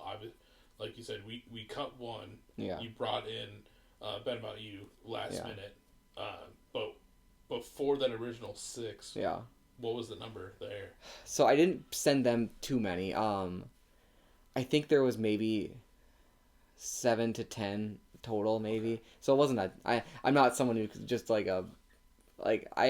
have a lot of ideas, but not a lot of fully fledged out songs. But yes, I think I remember when I was first starting to work on this album after Thunderstorms kind of was the first one that I kind of thought of, and we kind of workshopped. And then I was like, man, I want more songs. And then I was talking to Pat, and Pat was like, well, I want you to listen to the Pinkerton album. And I was like, what the fuck do you want me to listen to Pinkerton for? And so when I was listening to Pinkerton, I kind of started to feel like January and Staring Into the Water kind of came out, where I was like, I really love... And I remember back in the early 2010s, there were some local bands. There was one guy named Dan Mariska. He had a band called Dan Mariska and the Boys Choir, and he wrote a lot of songs in E. And I was like, well, I want to write in E. And so just that's kind of like one for me. It's just like sometimes I'll just decide things. I'll be like, you know what, I just want to write in this key, and then I just kind of figure out how am I gonna do that, and or I'll think of some stupid chord progression, and it kind of goes from there. Yeah. But yeah, so I don't have a ton of. I really wish I was one of those people who could have like 50 songs and choose the best 10 or best 8, but I'm definitely someone who's like, I'm gonna give you my best I can, and then hopefully they're good. I mean, as much as it would be cool to be like one of those people that could like be like, here's 50 songs. Yeah. Like one, I can't imagine like what goes on inside their head for one, but like trying to be like, here's 50 songs. I'm gonna put out a 6-song EP, and you have to get rid of 44 songs. It's like, how do you choose? Do you just bracket style and just hope that like it knocks it out? Like right? That's got to be insane. Like I don't come up with like any songs or anything in my head, but I feel like I'd be more like you, where I come up with at least like 7 to 10, and then it's less that you have to chop up, or maybe some of those aren't fully fledged out, so they can kind of go into something else. But like, it's a reasonable number is what I'm getting. Yeah. Not an insane number like I've heard sometimes. Yeah, I like, for those people who can do that, like, more power to you. Sometimes I wish I could do that, just so I have like the amount of time and just amount of work behind me to have. I mean, if I had 50 songs, I'd probably be set for the next 20 years of my music career and be done. But yeah, it's just kind of. It takes a while, and sometimes I'll sit on songs and I'll like rework them a million times until I find something I'm happy with. Like, I just this last rehearsal I had on Tuesday with my band, my guitar player was playing some Fall Out Boy riff, but the way he played it reminded me of a song I had written back in 2013. And so the next day I looked back at my voice memos on my phone, and I found it, and I sent it to him. I was like, oh, hey, this is the song I was telling you about. And he's like, and of course there's no lyrics, it's just DAWs, and he's like, that sounds enough not like that doesn't sound like Fall Out Boy the way you played it, finish that song. And I'm like, oh, okay, well, maybe I should. No, yeah, hopefully we'll see that one come to fruition. I'm stoked to see kind of what the third EP or chapter in Portside Dive's story is going to be like. Yeah, I think it'll be it's definitely, I will say, like, I love playing guitar, but I have well, now that this has been out, I've recently dropped the guitar live even too. Mm-hmm. Now that I run backing tracks, I just have a guitar player and a drummer, and I'm just a front man live. So I'm curious how that will go. I've spent the last 20 years of my life having a guitar and having one place to stand. But I remember when I was working with this live band, and we worked in the backing tracks, partially because I wanted to get a band that, you know, we could have kind of be my like locked in band rather than having to find people every show. Right. So that's part of the reason why backing tracks are involved, just so it's just 2 people to find rather than 4. It's a lot easier. And I remember talking to my guitar player Blake, who plays in Halfway Down again, shout out. And he was talking about he's gonna play his rhythm and we're gonna have our leads just piped in through the tracks. And he's like, I thought you were just gonna play guitar anyway. And I remember I had to take a step back and I was like, well, why don't I just not play? Like, fuck it. Right. And so that's been a life lesson of learning like what to do now. And obviously leading up to this show, it's funny, like you watch like football players and they talk about watching tape and watching, you know, like I'm just as fucking crazy. Like I literally I'll look on YouTube for like full sets of bands and I'll skip to the in between songs and how do they do that? What did he say here? Yeah. What does he do? This song sounds kind of similar to the vein of Stare Into the Water. How did he interact with the crowd? How did she interact with the crowd? What can I do here? And it's funny, like people think like when people see me live, it sometimes feels like I'm just kind of spontaneous about it, but my brain and like preparing for it, that's my goal. My goal is to sit there and figure out what can I do to make this show not feel like a local show at a bar in Minneapolis or a local show at a bar somewhere. Like I've been told in the past that it feels like I like performed to a stadium and it's like fucking Mortimer's. And I'm like, because it's just I don't know any other way. Right. I don't want to go to a show and like have awkward silence. If I'm going to go to a show, sometimes people just need to be told what to do. Yeah. And especially in our genre, and especially in pop punk and punk. People are not going to a punk show or a pop punk show to sit and drink, you know, martinis, you know. They're drinking hams. Yep. And they want to get rowdy. Like, and sometimes they just need someone to say, you know, get the fuck down. I know we're in our 30s, but we're going to get the fuck on the ground, and when this fucking song takes off, we're going to jump. And you just gotta, and then most of the time people like buy into it because they're like, oh, and it's like, I know I'm not, like live, I'm not the best singer in the world. I'm not Adele live. I'm just not, that's not who I am. But that's not the point. If you want to listen to perfect singing, listen to me and my best vocal performance, buy the record. That's what the record is for.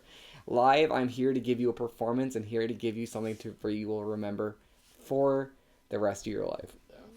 I love that you're basically like studying tape to enhance your onstage performance.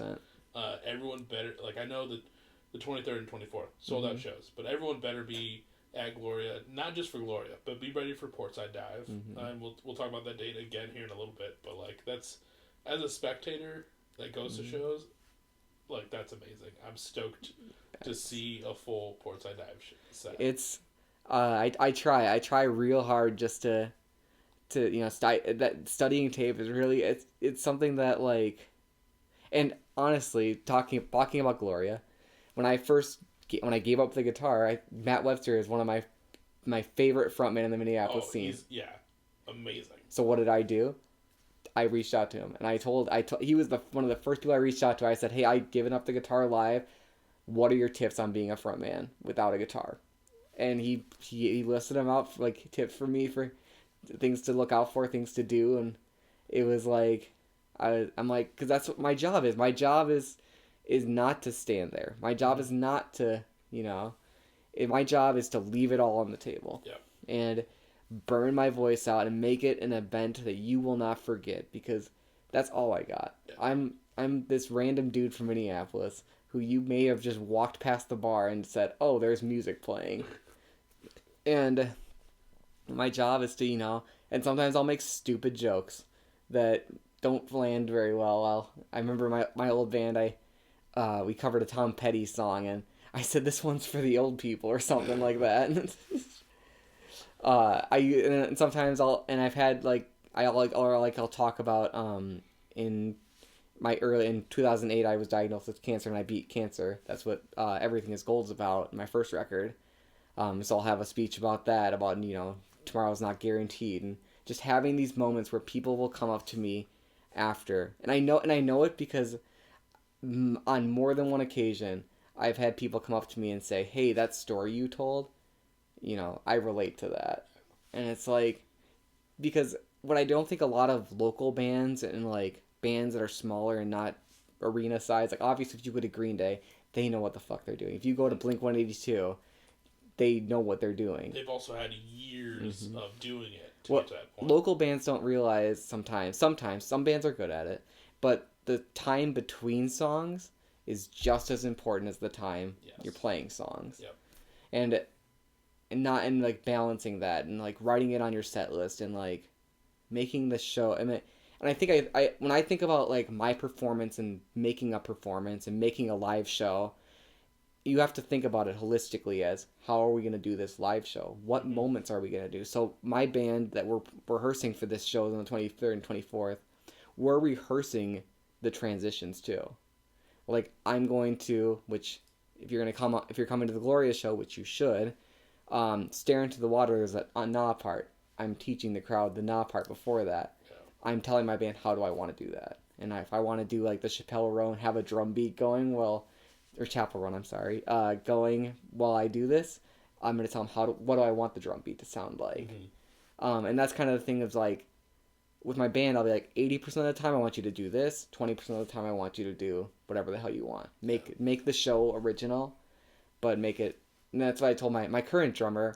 I was like, you don't have to play exactly like the record, you just have to be reminiscent of the record. Yeah. And because that's what, I mean, if you think about like Travis Barker, that's what he does. He doesn't play the same show every time, but you have to be good enough to do that. Right. Yeah, and it's also cool too. Like, yes, if we want to listen to the record in the way it's supposed to be listened to, go buy a copy and be able to do that. But it's also nice at those live moments to, like, a fill got added in here that you weren't expecting. Yeah. Or, the times where like a band brings out like a different instrument. Yeah. And like kind of adds the pedal effects that they're not using in the studio. It's always really cool to experience that. 100%. And I think and it's like even like just being professional and just rolling with the punches sometimes. Like I love those moments. I love when bands become human on stage and just roll with it. Recently, last year, it's been a while now, I saw Weezer at the Armory. Okay. And Brian Buell, their guitarist, his guitar fucked up. Something happened between his pedal board and something was not working. And so Rivers had to play a couple extra songs acoustic and they still couldn't figure it out. So they just ran a long ass cable straight from his Marshall and he played the rest of the set just straight raw like Marshall tone. And that was like, I mean, I don't know if anyone else was geeking out about it, but I was like, this is fucking incredible. And I don't play with live amps anymore, but like just having that moment of like no one else has any experience this. Normally he has like 30 pedals in his chain. It's fucking awesome. That's how you get your sound. Yep. But just like this raw punk rock tone, Weezer was fucking awesome. Yeah, that'd be fucking sick. And yeah, like you said, no one else besides everyone at the Armory is ever going to get to experience that. Because they're going to fix that by the next show. 100%. Oh, man. But as we start to transition, is there anything that I know we've kind of jumped around a lot talking about community, Closure, Portside Dive, Unsigned Pop Punk. Is there anything that I missed between you, Matt / Portside Dive, and Closure that you want the people to know about? Ooh. Well, let's see. There's 3 songs that you probably have not... The 3 new songs. This record's coming out. I had 3 singles, and now the whole record is 3 brand new songs. So if you did listen to the singles before, and you're like, oh, well, I heard the record already, because sometimes people do that. Yeah. I did that with my first EP, so I know. But this one, I was like, I want to make it special. On release day, there are 3 songs. Here, now I'm Trying So Hard, Here We Are, and Thunderstorms are brand new. You have never heard them unless you did in the last week and a half or whatever it is, 2 weeks. I will say that Trying So Hard is the album opener. It's also my live opener, and I think sometimes that bands, I have. It's been a while since I've heard a band have an opener like Trying So Hard. Like, if you have not listened to this album and I just listen to the first 30 seconds because it's one of those big, just like bah, like hitting straight away and just like taking you by the balls. I feel like. I feel like I took like you kind of mentioned it earlier, but I took a lot of time figuring out the order of how I wanted this album to come out, and like I worked with it, both I had an original order and I worked with my vinyl guy, and he told me, well, sometimes they put the quieter songs in, so I kind of sat with them and I was very particular on how I wanted the album to end with that guitar solo, and I will say. We talked earlier about how my producers Lewis and Pat kind of took songs. Those little soft guitar breaks and that guitar solo at the end of "Here We Are," that was Lewis. Like Lewis, that's one of those moments that I forgot about. That song, like his moments there, just of making it like making that all of a sudden just like this. I don't know if. I wouldn't have heard what he heard in the song to make it what it is, because it's just a beautiful moment that like is. I don't listen to "Here We Are" as much right now just because it's not one of the singles, but it's an underrated song in my opinion that I hope that people do connect with as well as the other ones. Oh yeah, well everyone go listen to Closure. We'll talk links here in a second, as to where you can go get your copies of the record. But not this copy, because this copy is mine. I got number 7. Sucks for everyone else that it's got 7 after 7. But no, like definitely, like this is a great album. I'm really stoked on it. And then as is normal, we start to transition on these episodes. Okay. This is Beers with Bands. You don't have to be drinking all these episodes, so I'll definitely do that for you. But I know you have. So you brought a whole case of Betty's with you. What are you drinking on this fine Friday? So I am drinking Grey Duck Spirited Seltzer. This is the cranberry lychee variety, I guess. Okay. So I have a liquor store by my house that kind of just has random bullshit. Yeah. Also, I try to keep low carb in my diet, so that's why I stick to seltzers. And I found these Grey Duck seltzers, and they're 0 carb, and they get me fucked up sometimes, but I fucking love them. Hell yeah. And they're also Minnesota, of course. They're Minnesota brand. Nice. I fucking love Minnesota, so I'm gonna support my Minnesota brand.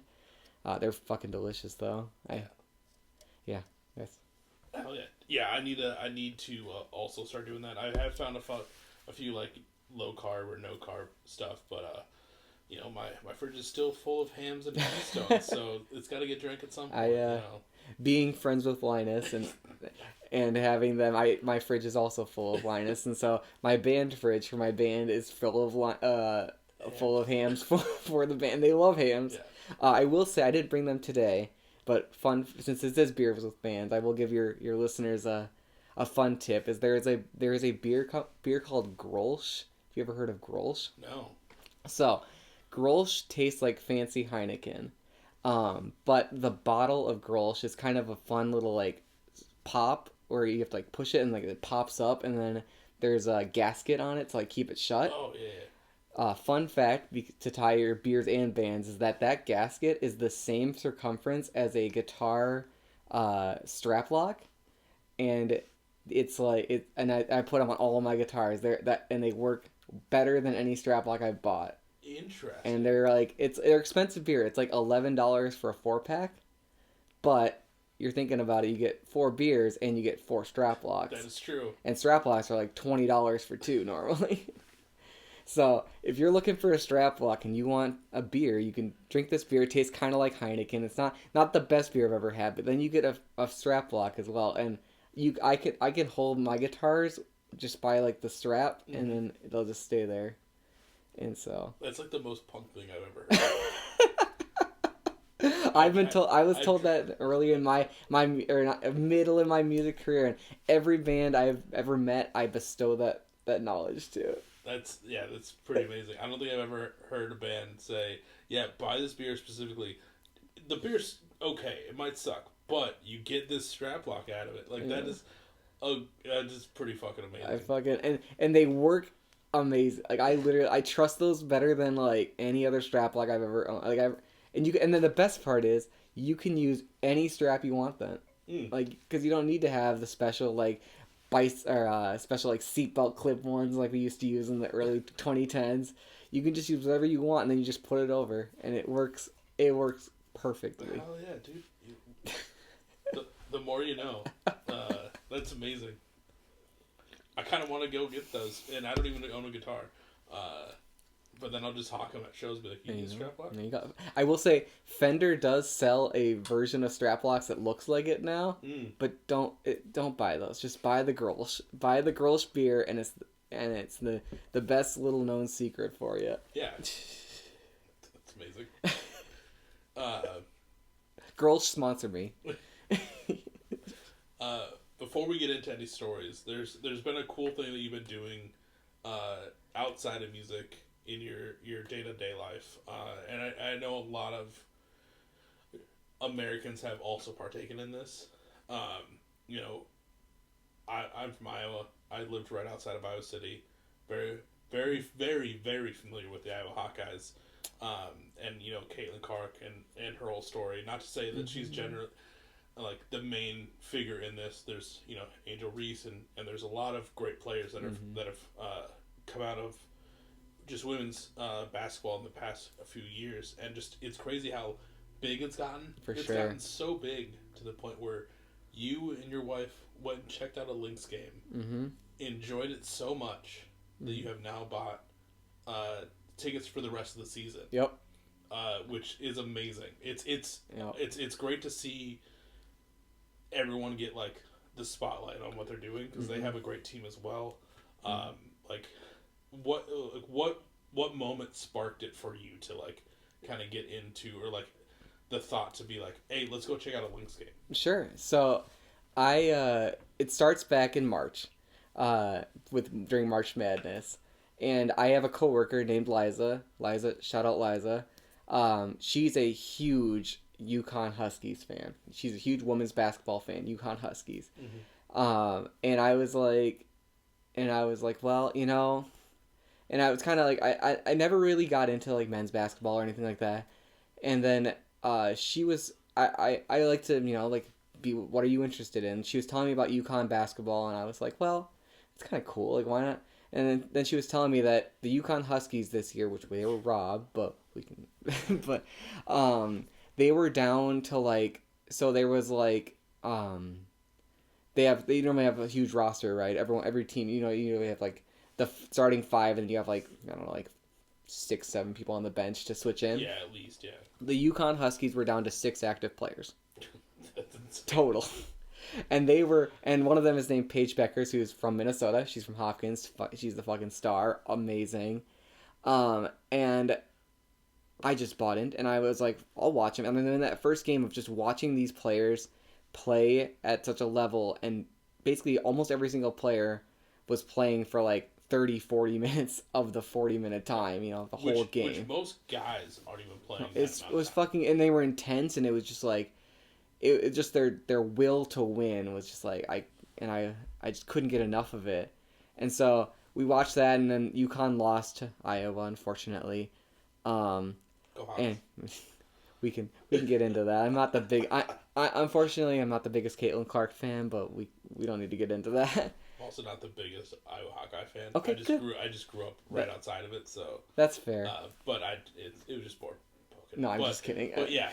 And so then that season ended, and I was like, okay, whatever. And then it was some random, and then back in June, I was at work, and I was kind of like, I was like, oh, I want to go to a game, and I just a game like baseball, you know, whatever. Which is one thing that I still have to do, and like the Twin Cities is great to be able to do this because we have professional hockey, baseball, football, basketball. We have women's basketball. We also have a minor league baseball team. And a soccer team. Sorry. Yep. And a women's hockey team now. Yep, women's hockey team. I think we might have a women's soccer team. I believe we do. And we have a women's football team actually too. That one I didn't know. But like we are great, blessed town, Twin Cities, to have all of this stuff. And so you took advantage. You finally went out to check out a game of something. Yeah, so I remember I was talking to that same coworker, Liza, and I was like, oh, well, and I looked and I saw the Lynx were playing. And I was like, oh, well, I messaged her and I was like, oh, well, I was thinking about going to the Lynx, and she's a big Connecticut Sun fan, but also Lynx are our second favorite team. And she's like, do it. And I'm like, yeah, okay, I will. And then I remember like getting off work and talking with Kristen, my wife, and I was like, well, we got to do it for a lot, making a joke. And then the tickets if the Lynx, at least right now, I don't know if they're going to go up because of the hype around them right now, but right now they're not very expensive. Mm-hmm. We got like for under $100 each. We were row B, like so not courtside, but literally 2 rows back, which is insane. And so I remember we get there and I didn't know anything, and all of a sudden after the Lynx going into this season were ranked. There's 12 teams in the league right now. And they were ranked 9th or 12th. Mm. No one expected them to be good. And then that game was just like, that was the most intense game of like basketball of just like, it was just like bam, bam, bam, bam, bam, just like constant. They were passing. And the one thing where other teams in the league and other teams in other sports, it's all about the one player. All about LeBron, all about Caitlin Clark, all about, that one player. The Lynx, we do have our star and Nafisa Collier, but every single player is like, that's what they talk about. It's always about the team. Mm-hmm. And like watching them be a team and just like have this chip on their shoulder, and like I was just hooked. I was just like, this team is like incredible, and they're like scoring and they're passing, and every player was just intense. And then so that after that day I was like, well, how much can it be to go to and so I reached out to the Lynx and I emailed them, and they were like, they got in contact right away and they hooked me up with what I needed to do to get tickets, and I've been to every game since then, and I love them so much. I actually met Olivia Pupa yesterday. I saw that, and I think I also saw a post that you have a bunch of the team's cards currently. Yep. And your goals to get like, is it just the rookies or the whole team? All of them. So that's the other thing, since I think part of the reason why we were ranked so low this year is that we did a lot of trades. And so a lot of my cards they aren't in Lynx uniform. Like the person I met yesterday was Olivia Pupa.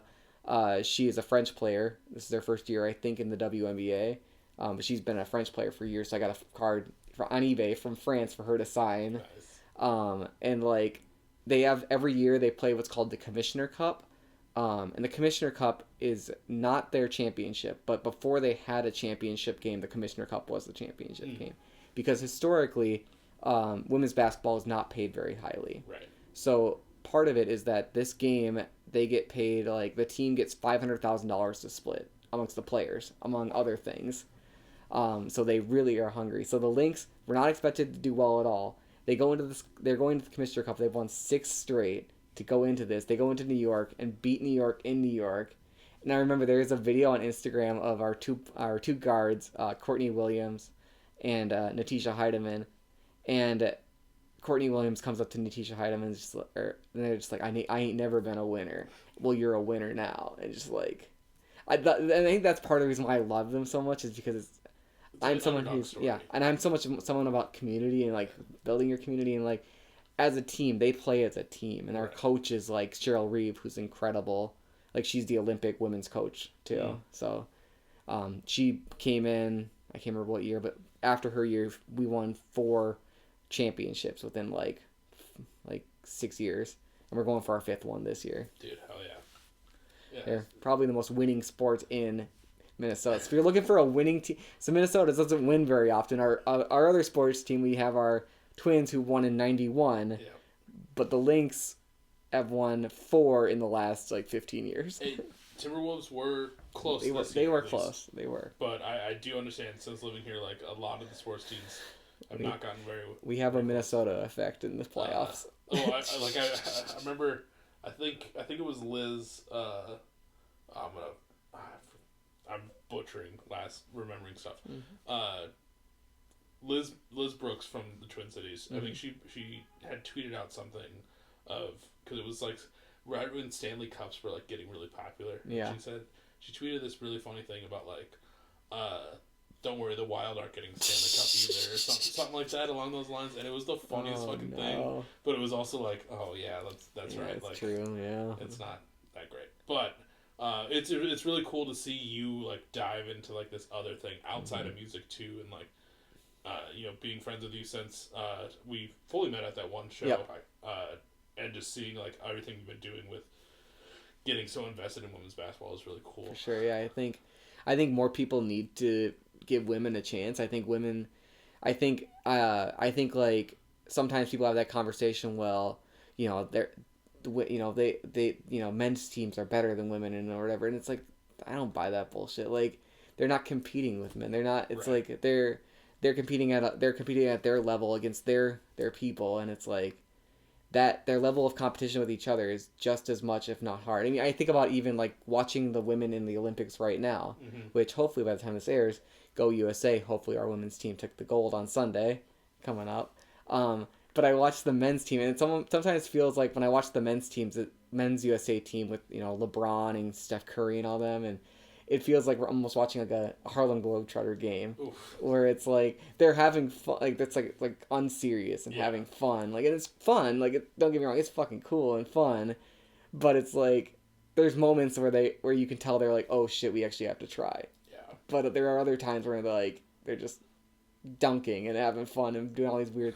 But watching the women are hungry, and they and they're going. The women have won every single gold medal since 1996. Oh, wow. They're going for their 6th straight gold this year, and like, they're like the women's game is such a different game to watch than the men's game because the women's like I feel like they have something to prove. Well, I mean, not to like dive too far more into sports for people that are listening that don't give a shit about sports, but like even the women's national soccer team.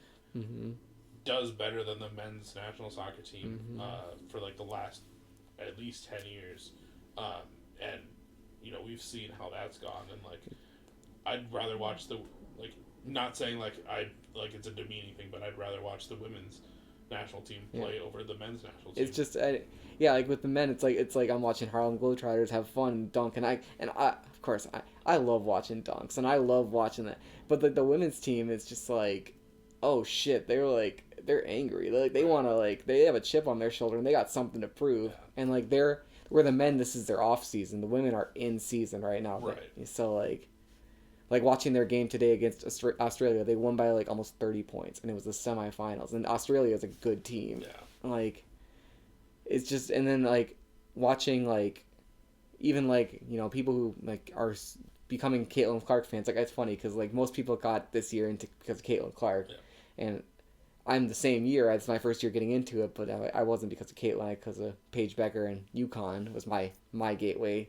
But Caitlin's an amazing player. I'm not here to say I'm not here to start that controversy. I think Caitlin is an amazing player, but you're in a league where there is the best players in the world on the league, and like she's got work to do just like everyone else. Yeah. Like, and it's just watching the Lynx play is just like watching something special. They play as a team. They play as and they do like my favorite thing is they enter every game. And like remember the Titans, how that when they enter the field and they're like doing that little dance. Oh, yeah. The Lynx have like a little dance that they do backstage before they run in. They kind of like do this little chant thing, and they post it every game.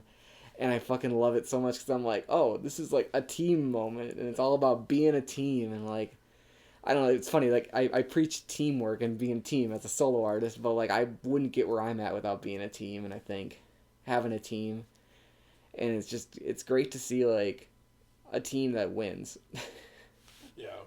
Yeah, it's great to see. Yeah, I mean Minnesota. Sports in general.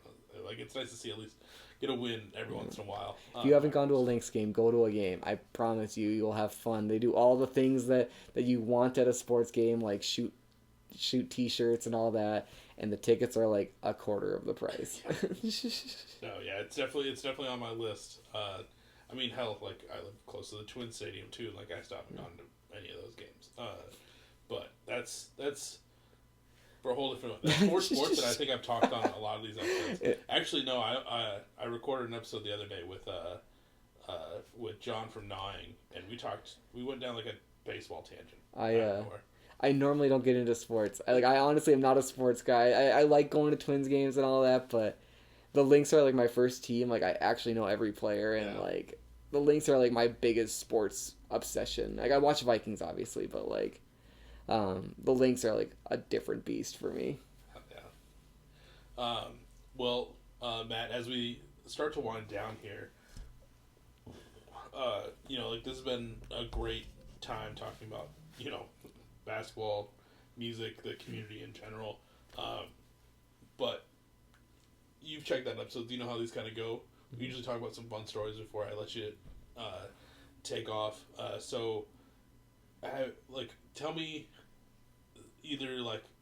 some fun stories or a couple of fun stories from your time in music, whether they're as I used to say, I haven't said it in a while. Anything. I gotta remember how. I gotta get back into that voice. Anything horrendous or tremendous, or any adjective in between. Okay, let me see. I played my fair share of no shows where you go and show up and you're playing to the sound guy. Those are always fun. I remember I played shows before on stage where we get to the venue and there's a bucket on stage because it's been raining, and they have a bucket on stage, and my bass player at the time had to then ask if he could move the fucking bucket because, and then they told us that, oh yeah, I think the leak has finally stopped, and it hadn't stopped yet. Let me see some more fun stories. I think going back in my early days of band, I remember we used to have a van. So back in the early 2010s, I was in a band with my sister and my cousin. We were called Live, Love, Learn. This is a very 2010s coded. I remember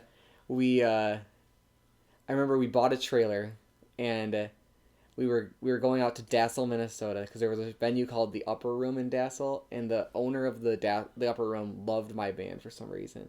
Like, loved us so much that like he wanted us to come play for the high school as like the career day, and so we played like this after party at the career day, and that was like my first moment of feeling like a rock star because I had like Taco Bell catering or some bullshit. But we had bought this trailer that was handmade and it was fucking rad as shit, but we didn't know how to use the trailer hitch at the time.